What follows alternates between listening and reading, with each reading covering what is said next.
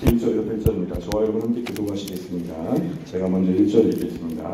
내가 사람의 방언과 천사의 말을 할지라도 사람의 사랑이 없으면 소리나는 구리와 울리는 꽹과리가 되고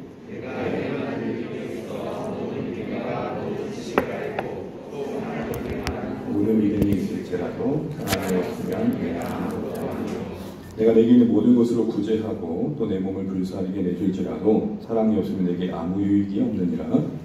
사랑은 오래 참고 사랑은 온유하며 시기하지 아니하며 사랑은 자랑하지 아니하며 도망하지 아니하며 무리에 행하지 아니하며 자기의 유익을 구하지 아니하며 성내지 아니하며 악한 것을 생각하지 아니하며 우리를 기뻐하지 아니하며 진리와 함께 기뻐하고 모든 것을 참으며 모든 것을 믿으며 모든 것을 바라며 모든 것을 견디느니라.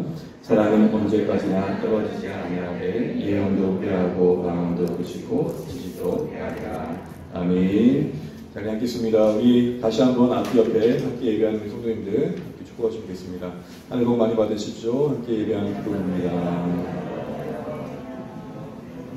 네, 한 주간 잘 보내셨죠? 네. 말씀 안에서 만날 수 있는 기쁨 주시면 감사합니다.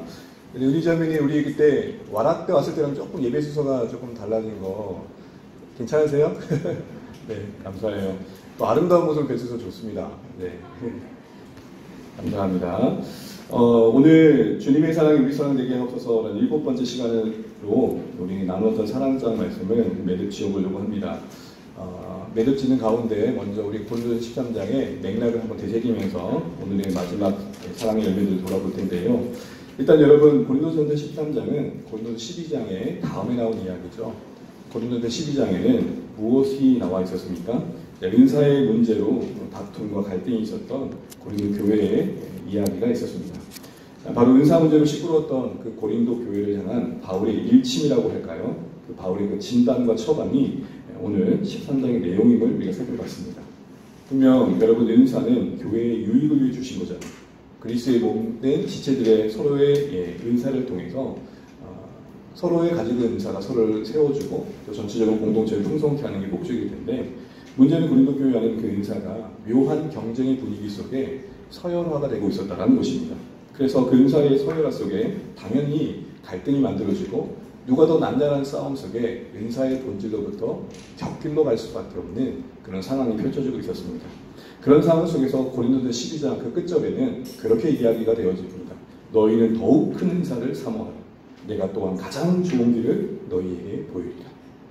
더욱 큰 은사와 가장 좋은 길을 언급하면서 바울은 뭘 이야기합니까? 바로 사랑을 이야기했던 것입니다. 그러면서 하는 말이 뭐죠? 은사보다 더 큰 은사와 또 가장 신자가 걸어가야 좋은 길을 고린도서 13장으로 제시합니다.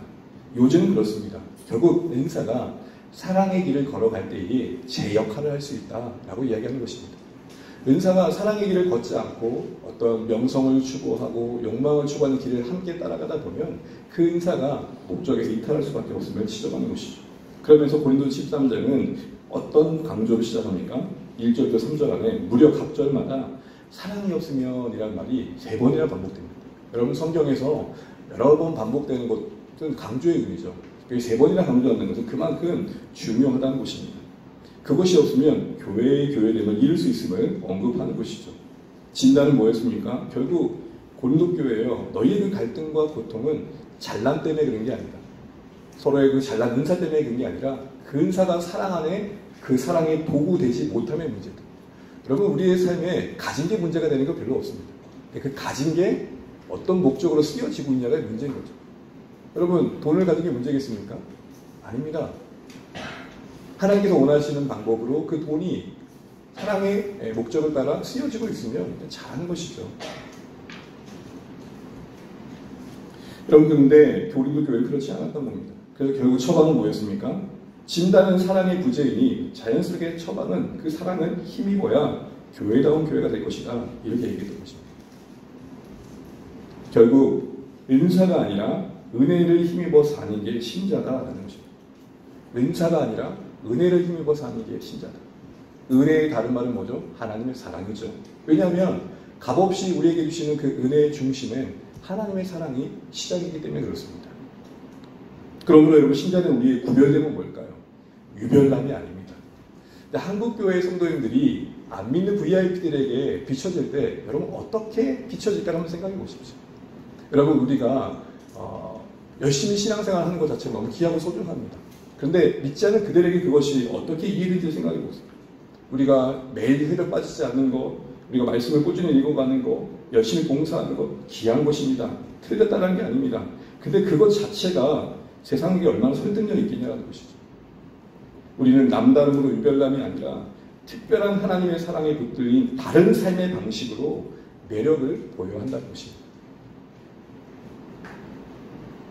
그 모든 신앙의 행위는 결국 하나님과의 릴레이션의 깊이를 더하는 것이고 그것이 만든 우리의 비춰지는 인격의 다름이 분명히 있어야 된다는 것입니다.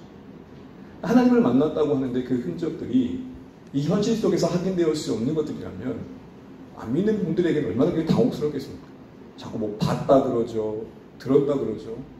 제가 아는 지인의 이야기입니다. 목사님, 제가 목사님과 얘기하는데요. 당혹스러운 경험을 했습니다. 어느 분이 되게 신실한 분인데 꿈에 저를 봤답니다. 그래서 하나님을 만났는데 이렇게 하라고 하는데 저 어떻게 해야 됩니까? 그러니까요. 제가 질문했어요. 그러면 그 하나님은 당신 꿈에 나타났습니까? 아니요. 그럴 리가 없겠죠. 사랑하는 성도 여러분, 신비, 초월, 신앙의 중요한 영역입니다. 그러나 그것이 우리 삶 가운데 표현되는 데 있어 지혜가 필요한 것이죠. 그리고 그 사랑이, 그 하나님과의 그 특별함이 우리 삶 가운데 좀 사랑의 방식을 따라 다르게 나타나야 한다는 것입니다. 이걸 위해서 우리는 뭘 해야 됩니까? 우리 현실 직시해야 됩니다. 정말 사랑하기 원치 않는 사람이 여기 계십니까? 남편은 아내를, 아내는 남편을, 부모는 자녀를, 자녀는 부모를 그 모든 관계 속에 사랑으로 이어가고 싶은 욕망이 없는 사람이 어디 있겠습니까? 우리는 압니다. 사랑이 행복을 만든다는 거. 그런데 어떤 현실이 우리에게 있죠? 사랑할 실력이 부족합니다. 지혜가 부족하고 그런 마음을 품으나 그것이 우리의 손발을 움직이기에는 너무 버거운 우리 자신을 만난다는 것입니다. 좋은 마음으로, 은혜 받은 마음으로 집을 들어갑니다. 내가 우리 아이를 따뜻하게 안아줘야지. 문을 열고 들어가는 그 순간 한 놈은 핸드폰 보고 있다가 아빠가 온지도 인사도 안 합니다. 한 놈은 뒹구고 아빠한테 인사도 안 합니다. 그 순간 따뜻하게 품었던 마음은 어디로 가죠?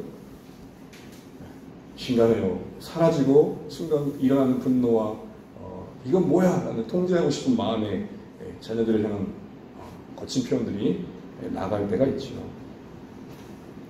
사랑하기 원하나 사랑한 실력과 지혜가 부족한 우리의 현실을 겸손히 인정하면서 그걸 가능케 하는 하나님의 사랑에 우리를 연결시키는 수고로움이 필요하다는 것이죠.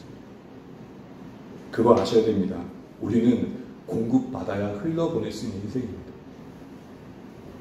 마치 이와 같습니다. 물결 위에 파장이 동심원을 만들듯 잔잔한 호숫가에 던져진 그 돌멩이가 동심원을 만들어 그 파장을 일으켜 잔잔한 물결에 영향력을 끼치듯 우리 중심에 던져진 십자가가 만든 울림이 우리 관계에 어울림을 만든다는 걸 아셔야 됩니다. 적어도 십자가 앞에 씻겨진 눈물로 씻겨진 눈을 안목을 가진 사람들이 다른 인생들을 좀 더 다르게 보게 되더라고요. 그리고 그렇게 그 마음에 채워진 하나님의 은혜를 따라 우리의 일상이라고 할 수 있는 가정과 교회와 이웃 속에서 사랑의 사람으로 사는 그 모습들을 보여내 주시는 겁니다. 이것은 공동체 안에서는 사역 속에 사귐의 열매가 사역임을 아는 것입니다. 여러분, 주안의 교회가 따뜻한 사귐과 성교적 공동체라는 어떤 가치를 추구하는 것이 바로 그런 의미입니다. 사역하느라 사랑을 잃어버리는 경우는 교회의 모습이 아니라는 것입니다.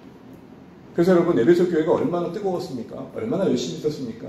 그래서 계시록에 보면 7개의 에베소 교회의 칭찬은 이것입니다. 내가 너희의 열심을 아노라. 그런데 어떤 지적을 받죠? 너희 처음 사랑을 회복하라는 지적을 받습니다. 무슨 말이에요? 사역하느라 사랑을 잃어버린 거예요. 우리 그럴 때가 있잖아요. 내게 주어진 어떤 일을 감당하느라 그 일의 성취와 결과를 위해 관계의 어그러짐을 외면할 때가 얼마나 많습니까? 그래서 여러분, 교회의 모든 사역은 선교든 전도든 섬김과 헌신이든 사귐의 확장이어야 됩니다. 예배 가운데 내가 하나님을 만나고 또 하나님의 은혜를 알고 하나님의 사랑을 알고 그것이 내게 누려지고 그것을 아는 신자들과의 나눔 속에 풍성해져서 자연스럽게 그 기쁨에 확장이 되어야 되는 것입니다. 그래서 여러분 아시는 분들은 교회라는 말을 한자어로 사전적인 문을 보면 그 교자는 뭡니까? 가르치? 교죠. 교회라는 말을 한자어로 번역할 때 가르치 교로 번역을 했습니다. 가르치는 모임, 가르쳐서 만들어가는 모임이라는 의미겠죠. 근데 복음에 가르쳐줘야 되고 말씀이 가르쳐줘야 됩니다. 그러나 교회의 본연의 모습을 담는 표현이라고 한다면 그 교자는 사귈 교자로 바뀌어야 맞습니다. 어느새 가르침, 어떻게 보면 유교적 사상이 녹아져 있는 이 용어 속에서 우리는 교회의 본질을 놓치고 있지 않을까 생각을 해보는 것이죠. 영어로 굳이 말하자면 하나님과의 그 은혜 안에서 누리는 인조이가 익스텐드 되는 게 사역이라는 것입니다. 내가 하나님께서 누리는 그 기쁨이 익스텐드 확장되는 게 사역이어야 합니다. 이것은 이렇게도 적용될 수 있습니다. 우리 모두가 서로를 향해서 부름받음의 은혜라는 측면에서 서로의 존재를 재발견해 줘야 됩니다. 제가 사역자로서 성도님들을 대할 때에 이런 말을 들을 때 조금 난감해요. 무슨 말이냐면 오해 없이 들으시면 좋겠습니다. 제가 무슨 쓸모가 있어요.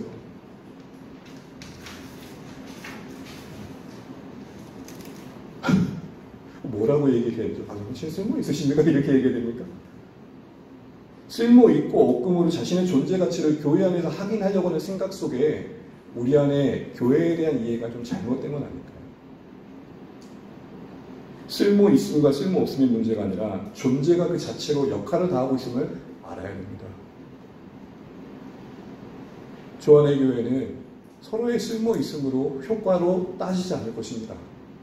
저분은 헌금을 더 많이 할 것 같으니까, 저분은 봉사에 역량이 더 많을 것 같으니까, 그거는 열매죠. 결과이고 하나님과 각자의 삶 속에서 은혜 주신 대로 흘려보내는 축복일 것입니다. 적어도 우리의 출발은 서로의 존재 그 자체가 역할인 것입니다. 우리 그런 의미에서 우리 앞뒤 옆에 나누면서 이렇게 축복하시죠. 당신이 있는 것 자체가 하나님의 나라에서 가치입니다. 시작. 당신이 있는 것 그 자체가 하나님의 나라에서의 가치입니다. 그걸 자꾸 확인시켜줘야 됩니다. 그래서 여러분 야고보 사도도 성도들에게 이렇게 얘기합니다. 낮은 자가 있느냐? 자신의 높음을 자랑해라. 부한 자 있어 스스로 높이는 자 있느냐? 자신의 낮춤을 인정해라. 하나님 앞에 자신이 얼마나 지인인지를 알아라. 그래서 여러분 교회 사역은 위축되어 있는 사람은 세워주고 교만한 사람은 눌러줘야 됩니다. 근데 우리 교회 분위기는 어떨까요? 우쭐대는 사람 별로 없는 것 같고 자꾸 세워드려야 돼요. 존재가 가치입니다. 존재가 가치입니다. 제발 좀 우쭐 좀 되세요. 나 같은 사람 어딨냐고. 목사님 나왔으면 어떨 뻔했냐고. 맞아요. 여러분 생각해보세요. 저 혼자 여기서 예배드리겠다 생각해보세요. 하영이 PPT 하고 있고 하든이 여기서 예배드리고 있고 아내 간주하고 있고 감사하고 고맙습니다. 이런 마음이 서로에게서 확인되어야 됩니다. 세상은 그 치열한 경쟁 속에 짓눌려 있습니다. 자신의 본질 자체를 사람들과의 관계 속에서 확인받고 싶어하는 우리의 본성상 남들이 안아주지 않는 그 무명 속에 위축되어 있습니다. 여러분 제가 가끔 서울 갈 때가 있는데 그 복잡한 지하철에 어떤 외로움을 느끼는지 아세요? 여기 나를 아는 애가 아무도 없네. 여러분 그런 궁중의 고독 속에 우리가 외로움을 겪을 때가 얼마나 많아요. 교회는 그런 고독과 고립 속에 지쳐있는 우리 서로에게 당신의 존재 이유가 있으면 늘 확인시켜줘야 됩니다. 어떤 명성이 있어 박수받는 게 아니라 존재 자체로 그리스도께서 당신을 사셨고 피값 주고 당신을 품고 계시다는 그 사실만으로 귀합니다. 함께 예수 믿는 자리에 있으니 고맙습니다. 크든 적든 그 주님을 사랑하는 마음으로 함께 곁에 계셔서 참 좋습니다. 이런 마음의 고마움들이 서로에게 비춰주시고 보여주셔서 정말 함께 있는 것 자체가 기쁨일 수 있는 우리 모두 되시기를 주님으로 축복합니다. 이웃을 향해서도 마찬가지입니다. 전도 하다 보니까 이웃을 전도 대상으로 생각하는 건 여러분 잘못된 겁니다. 이웃을 사랑으로 시작하셔야 됩니다. 사랑의 결과가 전도해야지 전도를 위해 사랑하는 게 아님을 고린도 13장에 얘기하는 겁니다. 전도 대상이 되면 어떻게 될까요? 내 필요를 따라 찾습니다. 사랑의 대상이 되면요 만남 그 자체 속에 하나님의 나를 통해 일하심을 주목하는 것입니다. 원하지 않는 사람과의 만남 속에서도 하나님 내 인격과 기질과 성품으로 품을 수 없는 이 사람을 만나게 하신 그 이면에 저 사람을 부르시는 하나님의 콜링을 봅니다. 이런 하나님 중심의 사랑으로 사람들을 대하는 게 여러분 우리에게 요구되고 있으면 하는 것입니다. 아무쪼록 이 고린도 13장의 이 맥락 속에 우리에게 도전하는 사랑의 열매가 무거운 윤리적 도덕적 강령이 아니라 하나님의 사랑이 이런 우리의 안에 열매를 맺게 하는 능력의 근원됨을 붙드시고 또 이런 다름의 열매들도 우리의 부르신 삶의 자리를 채워가야 되는 신자로서의 책임감을 느끼시기 바랍니다. 그런 차원에서 오늘 나머지 사랑의 열매들을 살피면서 우리가 나아갈 방향들을 고민해 보고자 합니다. 우리가 이제 10번째, 11번째 열매를 보게 되면 그렇습니다. 불의를 기뻐하지 아니하며 진리와 함께 기뻐하고. 따라해 볼까요? 시작. 불의를 기뻐하지 아니하며 하나님의 사랑이 진리를 기뻐한답니다. 여러분 고린도 13장의 사랑은 다 아가페라고 했죠. 그 말은 예를 들어서 사랑은 오래 참고 라는 말은 사랑하면 오래 참아야죠. 그런 의미가 아니라고 했죠. 하나님의 사랑이 우리로 오래 참도록 도우십니다. 하나님의 사랑이 우리 마음속에 우리가 만들 수 없는 오래 참음을 만들어내십니다. 그렇게 봐야 옳다고 했습니다. 그런 측면에서 보면 하나님의 사랑이 나를 주장하고 우리 공동체 가운데 역사한다는 증거는 서로와 서로에 대해 진리 안에서의 기뻐함이 있는 것입니다. 여러분 우리가 맺는 관계는 인간 중심적이냐 하나님 중심적이냐 질문을 해볼 필요가 있다는 것이죠. 만일 우리가 사랑이라고 하며 맺고 있는 관계가 그 열매가 나를 알아줌과 나를 인정해줌과 얼마나 많은 사람이 나를 따라주느냐에 매여 있으시다면 그거는 인간 중심인 겁니다. 그건 진리를 기뻐하는 사랑이 아니라는 것이죠. 여러분 교회 안에서 사귐이 인간적으로 흘러가다 보면 어떤 문화가 만들어지죠? 소위 끼리끼리가 만들어져요. 여러분 그 자체로 문제시 여기자는 게 아니라 결국 그것이 그 문화에 낄 수 없는 자들에게는 의도치 않게 뭐가 되죠? 텃세가 됩니다. 목장에 세 가족이었어요. 그러면 항상 불편함을 느끼는 사람은 누굴까요? 막내. 그 세 가족이 오기 전까지 사랑받았던 막내.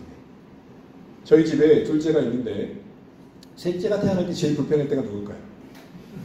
둘째. 오늘은 많이 사랑해 주십시오. 아직 자신 앞에 다시 고난을 모르는 저희 인생을 위로해 주십시오. 뺏겠다 생각하는 거예요. 제 공동체 안에서 사랑을 온몸을 받고 있다가 세 가족이 오면 자연스럽게 그분을 중심으로 온 공동체가 받은 사랑을 흘려보내야 되는 게 맞는데 어색한 거예요. 사랑하는 성도 여러분, 하나님의 사랑은 우리 안에 하나님 중심의 관계의 열매를 만드는데 그것은 구체적으로 진리 안에 서로가 있는 것을 기뻐하게 됩니다.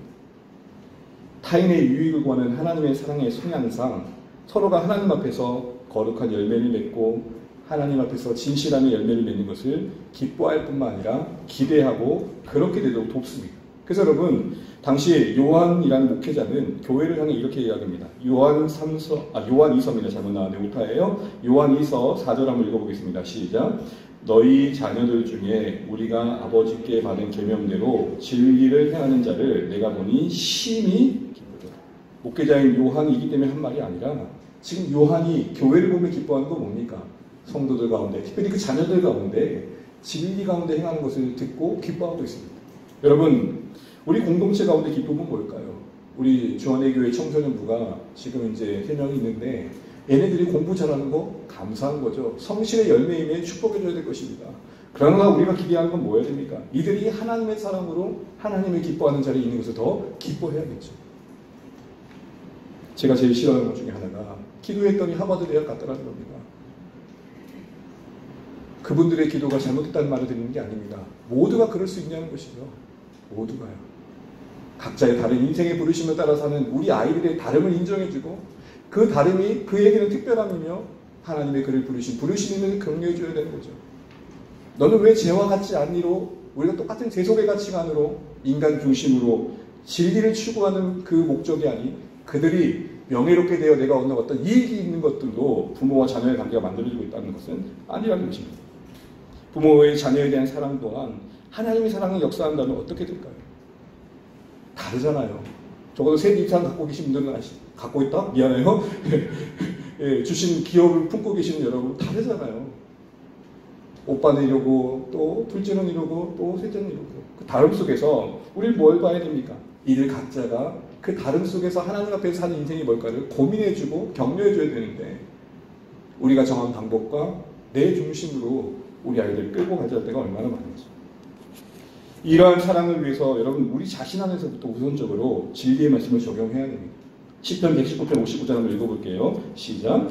내가 내 행위를 생각하고 주의 증거들을 향하여 내 발길을 모아했으며 돌이켰으나. 하나님의 말씀은 거울로 빗대어집니다. 우리 자신을 보는 거죠. 여러분 우리가 하나님 앞에서 우리가 하는 사랑이 서로를 향해 진리를 추구하는 사랑이 되기 위해서는 우리에게 진리가 애정의 대상이 되셔야 됩니다.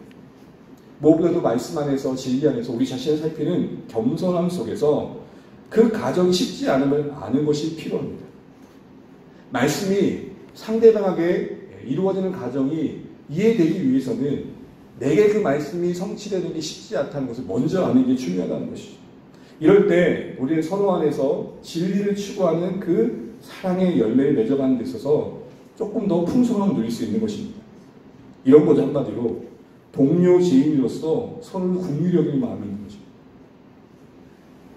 서로가 서로를 향해 하나님의 말씀대로 사는 것을 격려하고 기뻐하기 위해서 가장 중요한 베이직은 뭐냐면 그 자리까지 가기까지 우리 각자에게는 이겨야 될 것들이 참 많다는 것을 알아주는 것입니다.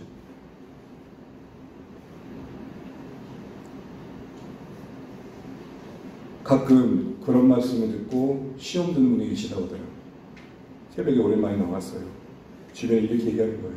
저분이 저희까지 나오기까지 얼마나 애타는 문제가 있었을까? 이렇게 얘기하면 좋은데 아이고 힘든가 보다.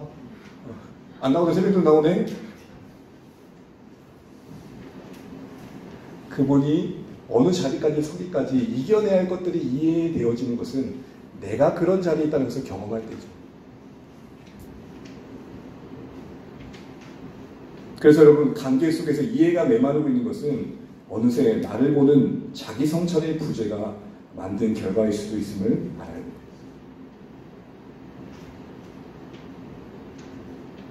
제가 세 자녀를 대하면서 조급함이 생기고 뭔가 질책하는 마음이 커져갈 때마다 내가 전 아이 때의 부모로부터 어떠한 위치에 있었는지를 생각해 보게 됩니다. 그러게 보면 저보다는 잘하고 있는 것입니다. 그런데 이 마음이 그 자녀를 향한 기다림의 마음을 만들어주더라고요. 우리가 서로를 바꾸는 것이 진리를 추구함이 아님을 아셔야 됩니다. 진리를 기뻐하는 관계가 하나님의 사랑이라고 할 때 그 내용은 서로가 그 진리에 이르는 여정을 이해해주고 곁에 있어주는 자리를 선택해 가는 것입니다. 이러기 위해서 여러분 우리가 알아야 할 것 중에 하나는 우리가 말하는 거룩의 여정, 주님을 닮아가는 여정, 진리를 추구하는 여정이 완벽이 아니라 완성을 향한 여정임을 결코 잊으시면 안 돼요. 완벽이 뭐죠? 실패도 없고 오점도 없고 넘어짐 없는 가정을 생각하는 것입니다. 아니요. 우리의 신앙의 현장에 말씀대로 살아내는 삶의 그 현장은 완성을 향한 여정입니다. 더 쉽게 말하면 건축 중이라고요. 여러분 길가에 지나가다가 건물 올라가고 있을 때 뭔 건물이 저 따위니? 라고 생각하시는 분도 계십니까? 저만 그런가? 그래서 여러분 아시바라고 하나요? 비계목이라고 하나요? 건물이 올라갈 때 함께 올라가는 비계목 있잖아요. 야시바가 야시바 맞습니다. 아시바. 비계목이 있잖아요. 함께 올라가잖아요. 그래서 그 건물이 지어짐을 지켜주잖아요. 물론 현장의 소장님은 늘 미안해하죠. 가는 길에 불편하게 해서 죄송합니다. 현장 소장 100 이렇게 하죠. 문제는 뭐냐면 완벽을 기대하는 여정이 아님을 알아야 되는데 완벽을 추구하다 보니까 이것이 실패와 넘어짐과 실수 속에 자라간다는 것을 놓치는 것입니다. 오히려 실패가 더 큰 일을 우리 가운데서 해가고 있음을 알아야 됩니다. 제 경험상 잘 되는 것보단 안 되는 게 저를 더 진리에 가깝게 만들었습니다. 그럼 여러분 진리를 추구하는 사랑이 이렇게 완벽이 아닌 완성을 향한 여정이라면 그 여정을 우리는 어떻게 감당해야 될까요? 그래서 성경은 고린도 교회를 향해 바울은 이렇게 얘기합니다. 우리 7절 말씀 같이 한번 읽겠습니다. 7절입니다. 시작. 모든 것을 참으며 모든 것을 믿으며 모든 것을 바라며 모든 것을 견디느니라. 아멘. 우리가 서로 안에 하나님의 사랑이 역사한다면 서로 안에서 하나님의 말씀이 진리가 세워져 가는 것을 기대한다는 겁니다. 그들이 하나님 앞에 성공하는 것을 더 큰 소원함으로 갖는다는 것이죠. 그런데 그것이 이루어지는 과정이 쉽지 않음을 우리 각자 속에서 확인하고 서로에게서 그런 이해가 만들어지는 과정을 알아갈 때에 우리 그 시간을 어떻게 채워가야겠냐는 거예요. 다시 말해 저 사람이 저 안에서 자녀 안에서 진리가 하나님 보실 때 기뻐할 만큼 만들어져 가기 위해서 우리는 그 과정을 사랑으로 보낸다고 한다면 그 내용은 뭐냐는 거예요. 첫 번째는 함께 따라 하시죠. 참아주는 겁니다. 여러분 얼핏 보면 4절에 오래 참음과 반복되어 보입니다. 그렇죠? 모든 것을 참으며 그러니까 4절에 사랑은 오래 참고 할 때 참음과 중복되어 보입니다. 그러면 여러분 4절에 오래 참음의 참음과 7절의 참음은 다릅니다. 4절은 내게 속에서부터 끌어올리는 분노의 감정을 억누르는 거죠. 컨트롤하는 겁니다. 그런데 7절의 참음은 뭐냐면 프로텍트라고 되어 있습니다. NIV. 뭐예요? 보호해 주는 거예요. 참음을 다시 번역하면 보호해 주는 겁니다. 덮어주는 겁니다. 이 원어의 의미는 이럴 때 쓰였습니다. 어떤 물 같은 것이 스며들지 못하도록 단단한 포장지로 포장해 주는 것. 이거를 사랑의 열매로 표현해 주고 있는 것을 우리는 주목하셔야 됩니다. 자, 맥락상 진리가 서로에게 만들어가는 과정 속에 우리는 참음을 요구받고 있는 겁니다. 무슨 말이죠? 하나님의 사랑이 서로의 관계를 지켜가도록 보호해 주는 게 필요하다는 것입니다. 사랑의 관계가 파괴되어질 수 있는 방해 요소가 서로와 서로 속에서 만들어질 수 있음을 염두하는 것이죠. 완벽이 아닌 완성을 향한 여정 중에 우리는 여러분 사랑할 이유보다는 사랑할 수 없는 수많은 이유들을 만납니까? 안 만납니까? 만납니다. 그 사람이 진리의 사람이 되어 그 기쁨의 자리에 이르기까지 우리는 그 사람을 지켜보는 중에 내 입장에서만 본다면 참 불편한 것들을 많이 만납니다. 그의 실수와 그의 부족함과 그의 잘못됨과 허물을 보게 된다는 것입니다. 그런데 하나님의 사랑은 그 허물을 덮어주어 그 허물이 그를 향한 사랑의 마음을 방해하지 않도록 도와준다 이 얘기를 하고 있는 것입니다. 하나님의 사랑이 우리 마음을 보호해줘서 그 사람과의 맺는 관계를 지켜준다 이 얘기를 하고 있는 것입니다. 이게 필요하다는 것이죠. 사랑할 수 없는 여러 이유들이 그와 나의 맺은 사랑의 관계를 방해할 때가 많죠. 심지어는 내 몸으로 낳은 부모인 입장에서 자녀를 향해서도 그럴 거면 나가버려! 라고 말은 하지 않지만 그렇게 호소할 때가 어마어마하게 많죠. 갑자기 감정이입이 되는 이유가 뭔지 모르겠습니다. 그럼에도 불구하고 하나님의 사랑은 그런 우리의 마음을 붙들어주고 그 마음이 표현되어 깨어질 그 관계를 보호해준다는 것입니다. 그게 참음입니다. 하나님의 사랑이 그런 참음을 우리 가운데 만들어준다. 그래서 베드로전서 4장 8절에 이렇게 말합니다. 함께 읽어보겠습니다. 시작. 무엇보다도 열심으로 서로 사랑할지니 사랑은 허다한 죄를 뭐하니라? 덮느니라. 이때 덮다란 말이 참다란 말과 같은 말이에요. 하나님의 사랑이 우리 모습에 방해되지 않음을 기억해 보십시오. 그래서 그 받은 사랑이 우리가 받은 사랑이 하나님께로부터 받은 사랑이 어떤 사랑인지를 기억해 보시죠. 하나님이 만약에 우리를 사랑하실 때에 우리의 못남과 우리의 부족함과 우리의 배반함에 실증을 내시고 넘들을 내셨다면 이루어질 사랑이었겠냐. 더 쉽게 말하면 하나님의 여러분 각자를 향한 사랑이 하나님 입장에서는 여러분을 사랑함에 있어서 여러분의 모습이 언제도 문제된 적이 없다는 것입니다. 베드로의 입장에서 3번이나 부유했던 그 배은망덕함도 다시 찾아와 그들에게 조반을 차려주고 3번 사랑의 고백을 만드는 자리에까지 가기까지 하나님 편에서는 예수님 편에서는 베드로를 용납함에 있어서 문제되시지 않았다는 것입니다. 근데 여러분 우리가 문제될 때가 얼마나 많습니까? 이런 말이죠. 네가 나한테 한 게 얼만데 웃음이 나오냐? 그럴 때가 있잖아요. 그런데 우리가 받은 하나님의 사랑은 그렇지 않았기에 그 사랑이 힘입어 상대방을 향해 내가 받은 사랑을 기억하는 중에 나도 나로 말미암아 나를 향한 하나님의 사랑이 방해받지 않았음을 알기에 나도 그 사랑 힘입어 너로 말미암아 내가 너를 향해 마땅히 할 사랑을 방해받지 않고 싶다. 그리하지 않을 것이다. 그리하지 않도록 하나님 나를 붙들어주고 계신다. 이 은혜를 신자들은 누려야 된다. 이 얘기를 하고 있는 것입니다. 이것은 구체적으로 우리 가운데 상대방을 대할 때에 심지어 그가 내가 혐오할 만한 잘못을 했다 할지라도 그 존재와 행위를 구별짓는 것입니다. 그 잘못은 인정하되 그 존재까지 미워하지 않기로 결심하는 겁니다. 그게 덮어주는 겁니다. 그게 참아주는 겁니다. 또한 적극적으로는 그 남의 허물을, 실수를 부풀리지 않기로 결심하는 것입니다. 이 못된 심성이 상대방의 실수와 넘어진 거 허물, 특별히 그랬으면 좋겠다고 바랬던 사람을 향해서는 얼마나 꼬스운지 그 사건 하나를 가지고 가십거리로 만들어 야 있잖아 이런 일이 있었는데 그대로 진술하면 더 좋은데 거기에 양념을 치고 첨가 첨가물을 넣어서 더 맛깔나게 만들어버리죠. 여러분 그거 아십니까? 과장은 또 다른 거짓입니다. 잠언 17장 9절입니다. 함께 있습니다. 허물을 덮어주는 자는 사랑을 구하는 자요 그것을 거듭 말하는 자는 친한 것을 이간합니다. 결국 관계가 깨어지면 거듭 말함이 있다고 말합니다. 그 허물을 덮어주지 못하고 거듭 말함. 이 거듭 말하는 의미가 뭘까요? 부풀린다는 겁니다. 여러분 우리 주변에 되돌아오는 말을 들을 때에 기가 찰 때가 많으시죠? 나는 한 번 말했는데 맨날 그런다 그러지. 한 번 잘못했는데 몇 번이야 그러지. 큰일도 아닌데 어마어마한 큰일 난 것처럼 이야기할 때가 많죠.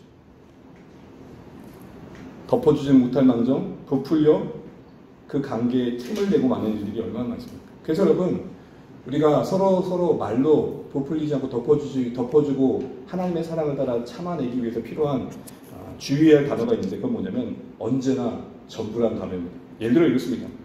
남편과 아내 부부관계 속에서 서로 몇 번 실수했는데 이런 말을 할 때 주의하시기 바랍니다. 당신은 언제나 그래. 이걸 듣는 남편들은 억울할 때가 많죠. 한 번밖에 기억이 안 나는데 늘 그래 그러니까 거기서 용납이 안 돼요. 부모와 자녀의 관계도 마찬가지입니다. TV를 좀 보고 있어요. 애들 그럴 수 있잖아요. 근데 이렇게 말해요. 어떻게 하루 종일 보냐. 얘가 동의가 안 되는 거야. 내가 TV 본 거 잘못이야. 공부 시간에. 근데 하루 종일 본다니까 반감이 생기는 거야. 하루 종일 본 적이 없는데. 몇 번 실수했음에도 불구하고 제가 이런 말을 들은 적이 있어요. 네가 하는 일이 왜 전부 이 모양이야. 사소한 말 같지만 덮어주고자 하는 자의 마음에서 나오는 말과 까발려 부풀려 이참에 한번 네 존재를 한번 지어보겠다 하는 자들의 말은 다를 것입니다. 우리 모두가 서로를 통해 진리에 이르는 기쁨을 누리기 위해 그 첫벌은 뭐냐?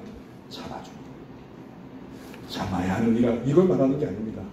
그의 실수 허물을 키우지도 않으며 덮어주어 혹 그것이 그의 다시 재기할 수 있는 기회조차 막지 않도록 도와주는 마음을 지킨 것입니다. 하늘이 주신 기회다. 이걸 잘 사용해서 너를 이기고 말리라 이런 마음을 꺾는 것입니다.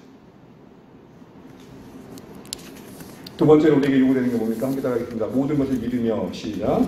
모든 것을 믿으며 참아주는 것뿐만 아니라 보호해주는 것만 아니라 현재 그 상대방을 이해해주되 조급하게 판단하지 않는 넓은 마음으로 이해해주는 겁니다. 맹목적으로 신뢰하는 말이 아닙니다. 당장의 조급한 판단을 하지 않는 믿어줌이 필요하다는 것입니다. 어느 대학교에 이런 일이 있었다고 합니다. 정말 중요한 수업이어서 과제 발표를 하는 첫날이었는데 그 발표를 해야 되는 첫 발표자가 결석을 한 겁니다. 평소에 성실했기 때문에 아무도 그의 결석을 믿지 못했습니다. 그런데 교수님은 수업 태도가 불량하다고 화를 내면서 나갔습니다. 함께 있던 학우들은 불편해집니다. 그러면서 여기저기 웅성웅성하면서 이런 말이 나옵니다. 저런 인간이 다 있냐. 이 중요한 시기에 도대체 연락도 안 돼요. 나중에 알고 보니 큰 사고를 당해 그 누구에도 연락할 수 없는 상황이었던 거죠. 만일 이때에 그냥 그럴 리가 없는데 도대체 무슨 일이 있을까? 믿어주는 말과 또 서로의 의견이 주고받았다면 어땠을까요? 세상에 이런 말이 있죠. 믿는 도끼에 지켜보신 여러분 눈물 머금고 한번 얘기해 주시죠. 발등치기. 여러분 복음은 우리에게 뭘 요구하죠? 찍힌 거 아프겠지만 발등 지켜도 믿어주죠. 자신을 팔 줄 알고 내민 달콤한 입맞춤임에도 알고도 거절하지 않으셨던 주님의 마음을 기억하십시오. 믿어준다는 것은 최선을 다한 것이라고 인정해 주는 겁니다. 우리 간혹 그런 말 할 때 있죠. 아유, 그럼 그렇지. 이렇게 속단하지 않는 것입니다. 무슨 일이 있겠지. 나름 최선을 한 결과인데 이런 결과를 주어졌을 때는 무슨 일이 있겠지. 그러나 여러분, 이렇게 하기가 쉽지 않습니다. 그래서 우리에게 실질적으로 필요한 것은 서로를 알아가는 게 필요합니다. 제 경험입니다. 좀 청년 시절에 열심히 뭔가 봉사하고 있는데 어떤 한 청년이 멀뚱히 서 있는 거예요. 여러분, 그럴 때 여러분 드는 마음이 뭐죠? 저 뭐야, 쟤? 뭐 하는 거야? 하고 있는데 전 몰랐어요. 그 청년이 누군지도. 갔더니 허리 수술을 했대. 나중에 알고. 그걸 알기 전까지 제가 그 친구를 얼마나 난도질했을까요? 생긴 거 멀쩡하게 뭐 저러고 있지? 왜 저러는 거야?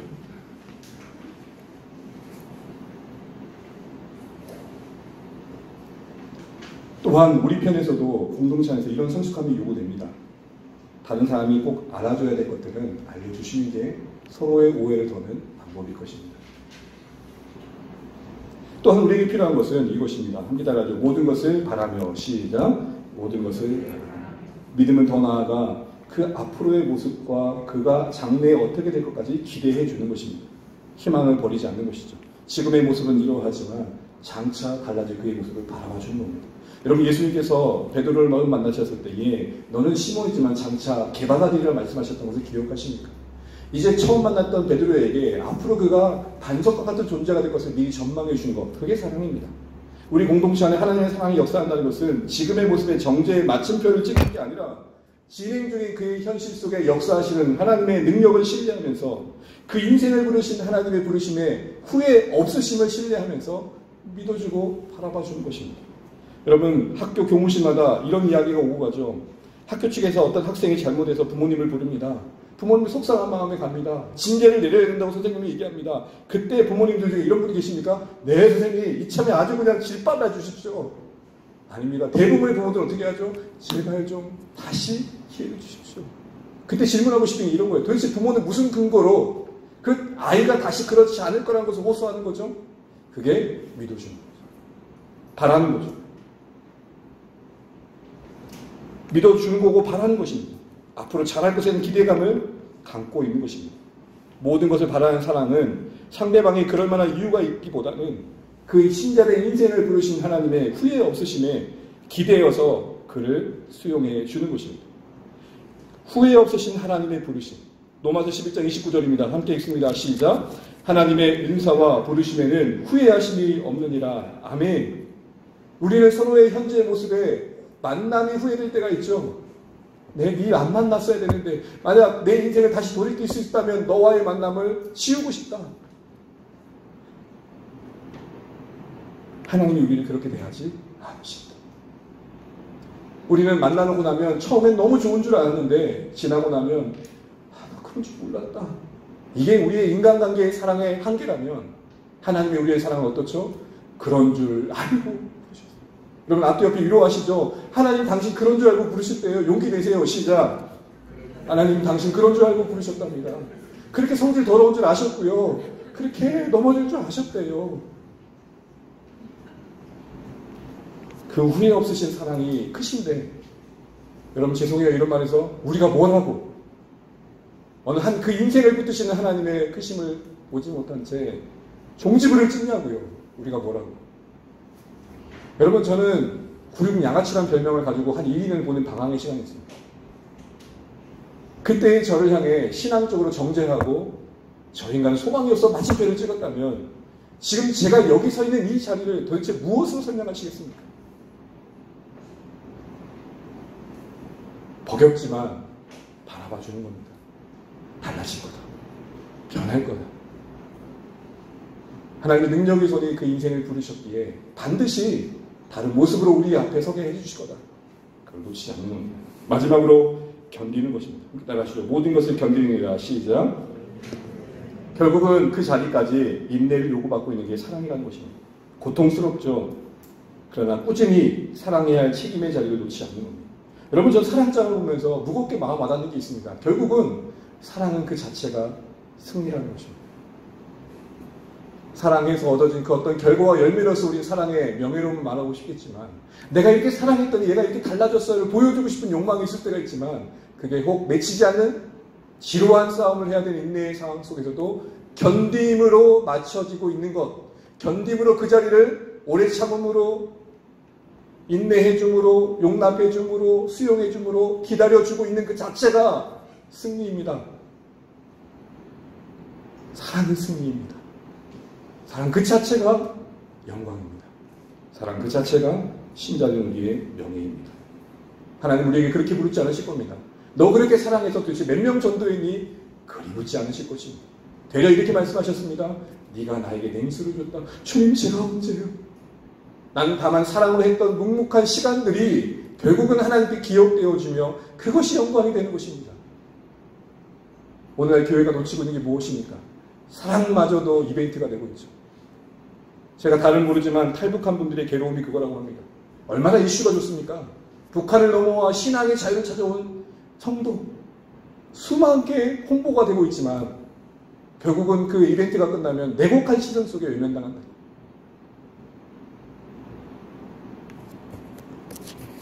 서로 향한 견딤의 자리를 지켜주는 것, 그게 사랑의 최종점에 주어진 것을 잊지 마세요. 그래서 여러분, 하나님의 사랑을 따라 사랑한다는 게 쉽지 않습니다. 도망가지 않고 회피하지 않고 그 자리를 옮겨주시기 전까지는 그 자리를 채워야 된다는 게 쉽지 않죠. 눈물이 있고 수고가 있고 땀이 있습니다. 때론 믿었던 사람에게 비스꽂히는 말을 듣기도 하고, 그래서 내 안에 이런 복수와 적개심과 수없는 분투함을 보여야 될 때도 있습니다. 그래서 사랑은 고통이라는 것입니다. 사랑하면 오솔길을 걸으면서 라라라라 그런 낭만을 떠올리면 여러분 아직 사랑을 모르시는 겁니다. 사랑은 폭풍과 거친 물결 속에 우직하니 등대 붙잡고 계십니다. 사랑하다가 상처를 받는 게 혹시 우리는 너무 쉬운 사랑을 기대해서 아닙니까? 십자가 없는 사랑을 애초에부터 꺾지 않았기에, 십자가 없는 사랑을 기대했기에 여러분 우리는 더 고통스러운 거 아닐까요? 올 게 왔구나가 아니라 이게 뭐야? 그러니까 더 힘든 거 아닐까요? 십자가를 생략하지 않고 우리를 사랑하신 주님을 기억하시죠. 예수님이 능력이 없으셨습니까? 근데 이렇게 하지 않으셨어요. 자, 여마형 바뀌어라! 쫙! 바뀌지 않으셨어요. 우리를 향해서도 너 바뀌어라 하고 딱 순간 바꾸지 않으셨다고요. 이 모습 이대로를 두시는 상황 속에 자신을 포기하시는 사랑으로 우리를 구원하셨다는 것이 우리에게 어떤 사랑을 요구하고 있는지를 아셔야 됩니다. 기적을 기대하지 마십시오. 십자가를 요구하고 있는 사랑의 관계 속에 기적을 기대하지 마십시오. 당장에 바뀔 기적은 없습니다. 여러분 각자가 그러셨습니다. 여러분, 제가 여러분의 신문을 하고 인생의 여정을 다 따져보지 않았겠지만 저도 제 자신만 봐도요, 많은 사람은 눈물 흘리겠습니다. 제가 방황하고 완악할 때에 누가 전도지를 줬습니다. 뭐 이런 걸 주냐고.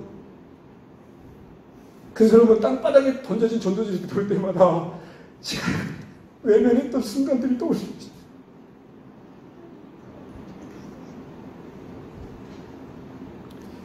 사랑하는 성도 여러분, 누군가는 눈물 흘려 여기까지 내가 왔다는 것을 잊지 마시죠.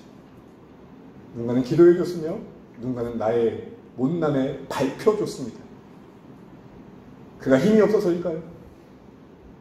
능력이 없어서일까요? 아닐 것입니다. 그가 받은 주님의 사랑이 기적이 아닌 인내하심의 사랑을 알았기에 그 사랑을 담고자 그랬을 것입니다. 그래서 여러분, 희생을 요구받고 있는 우리 사랑에 비밀이 필요합니다. 어떤 비밀이요? 하나님의 사랑을 아는 비밀입니다. 그럼에도 우리가 그조차도 버거울 때 이거 하나 기억하십시오. 사랑의 계명을 요구받고 있는 책임 앞에 적어도 불순종을 하지 않아야지 정도의 마음이라도 품고 여러분 사랑의 책임을 다하는 우리 모두 되시길 바랍니다. 그리고 이러한 견딤의 과정을 요구하고 있는 건 다른 것이 아닙니다. 그걸 통해 우리가 주님의 사랑이 더 깊어지기 때문에 그렇습니다. 여러분 그거 잊지 마십시오. 고통이 하는 일이 분명히 있습니다. 나를 짓누르는 그것이 자라게 하는 그 무엇이 있습니다. 모든 것을 참고 바라고 이해하고 견딤을 요구받고 있는 사랑은 단순히 우리 고생하라고 주어지는 것이 아닙니다. 하나님의 본심은 그걸 통해 자라가라는 것입니다. 마치 부모로서 자녀에게 이렇게 말할 때가 있죠. 니도 니 닮은 자식 꼭 낳아서 키워봐야지. 그때야 알 것이다. 그때야 알 것이다. 우리가 그런 인생입니다. 여러분, 어줍게 하나님 사랑한다고 하지 마십시오. 누군가의 배반을 당하기 전까지는 그 사람 모르는 것입니다. 누군가에게 갈기갈기 찢겨지기 전까지는 그 주님의 찢기신 마음을 알 수 없을 것입니다. 달콤한 사랑에 녹아져 하나님의 사랑을 이해하려고 하니 우리가 사랑의 무력함을 보는 것입니다. 결론입니다. 결국 모든 견딤으로 맞춰지고 있는 사랑의 열매는 우리에게 기다림을 요구하고 있습니다. 기다림이 사랑입니다. 모든 사랑의 열매는 견딤으로 지켜지며 완성됨을 기억하십시오. 앞에서 오래 참음부터 온유함, 시기하지 않은, 사랑하지 않은, 자랑하지 않은 이 모든 사랑의 열매들 하나하나가 결국 견디지 않으면 사랑이 될 수 없다는 것입니다. 잠시 오래 참아주고, 잠시 자랑하지 않고, 잠시 온유한 건 사랑이 아닐 수 있다, 이 얘기를 하고 있는 것입니다. 그 어떤 것에도 방해받지 않고 견딤으로 사랑의 열매의 무르익어감을 경험하고 요구하고 있는 것입니다. 이것은 탐구의 기다림 속에 완성되어가는 탐자의 거룩한 여정 중에서 하게 됩니다. 여러분 잘 알고 있는 누가복음 15장을 보시죠. 어떤 내용이 나옵니까? 누가복음 15장은 탐자가 주제가 아니라 그 탐자를 향한 아버지의 모습 속에 담긴 하나님의 우리를 향한 마음입니다. 못난 둘째 아들이 돌아오기 기다린 아버지의 사랑, 막상 돌아왔을 때에 아버지가 먼저 다가와 주지 않았다면 이루어질 수 없는 사랑이었습니다. 돌아오기까지 문을 열고 내내 기다렸던 아버지의 기다림이 있었기에 결국 맺혀진 사랑의 열매였고, 떠난 방황의 시간들은 결국 아들로서의 다시 정체성을 되찾는 기쁨으로 열매 맺으십니다. 위대한 사도였던 바울도 우리에게는 당연했던 그의 열매도 당연하지 않은 해산의 수고를 거듭하는 열매였음을 기억하십시오.